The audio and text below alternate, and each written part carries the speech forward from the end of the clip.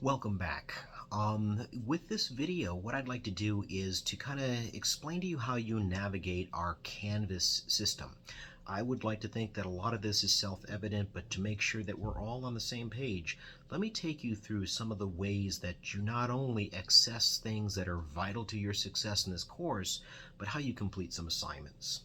So what should pop up at you every time you log into our class is our homepage, and you'll know that you're in the right spot if you're looking at U.S. history from 1877. There's a picture of an American flag. There's my name, and if you scroll further down, it's got some contact information from me and some helpful videos. As a matter of fact, there's a good chance that you actually went to the homepage, and that's how you got to the video that you're watching right now.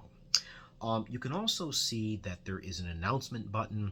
A lot of times when we have an upcoming assignment, I'll put an announcement in that part of Canvas, and it will explain what to expect and when it's due and all that fun stuff.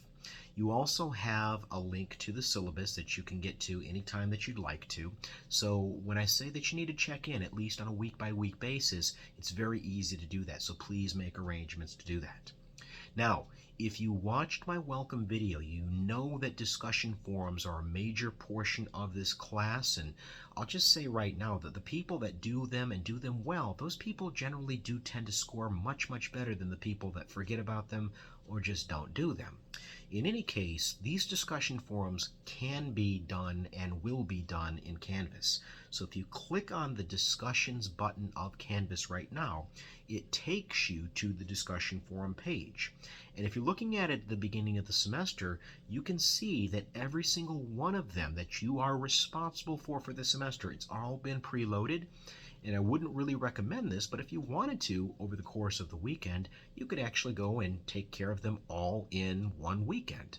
But that's where you will go, the discussions button of Canvas, to complete this portion of the class.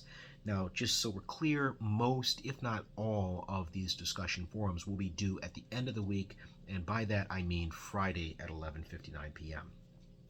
The next button underneath the discussion board would be entitled Assignments, and this is where you're going to complete things like your quizzes as well as your papers.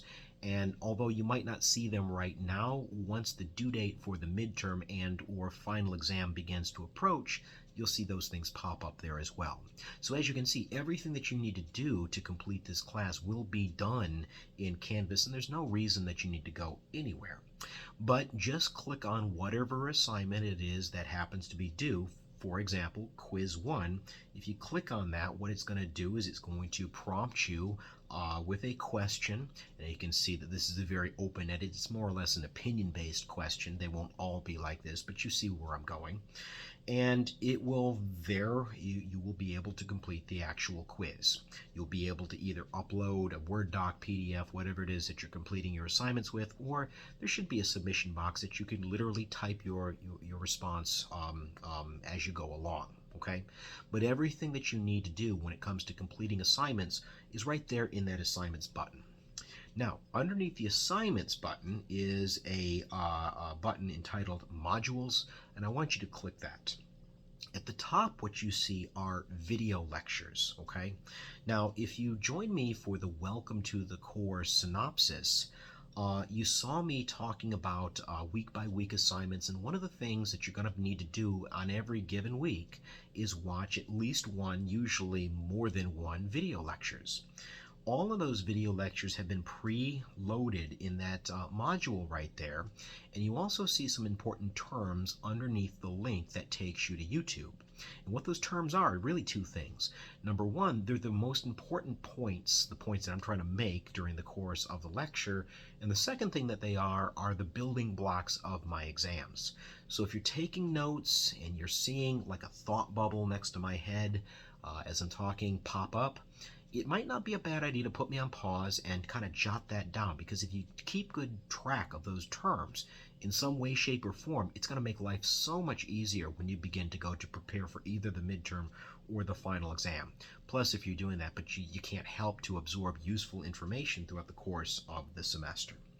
Anyway, that's the video lectures. You also have preparation materials for both the midterm as well as the final exam. There are review guides that will explain in very great detail what to expect and how you might be able to best prepare for it. And you also have some YouTube videos that kind of point out strategies and ideas that, I might use if this was me preparing for an assignment like this. So some of you may find that to be very helpful as well. Aside from the exams, you also have the paper assignment resources. Now, in this module, what you're going to find are the guidelines for papers 1 and 2, the actual question, the formatting of the paper, the page limitations, the page minimums, all that fun stuff is right there in the guidelines, but it's also the place where you will upload a copy of your paper. And just like there are some resources to help to navigate your way through the exams, I've also uploaded some video resources that will take you to specific parts of readings of the book, for example, as well as various themes and issues that tie in to those readings and where you might connect them. Lastly, there is your online texts and readings. Again, if you were with me in that welcome video, you heard me talk about how each week you're going to have a set of online readings, and more times than not, what these things are going to be relevant for would be your discussion forums. So if you click the online text and readings module, which is at the bottom of the page there, you're going to see that online readings link, and it's got online readings 1 through 15. That's where you're going to go to access those PDF files. You also have a copy of both Upton Sinclair's The Jungle as well as Richard Wright's Black Boy. Those are the basis for papers 1 and 2 respectively.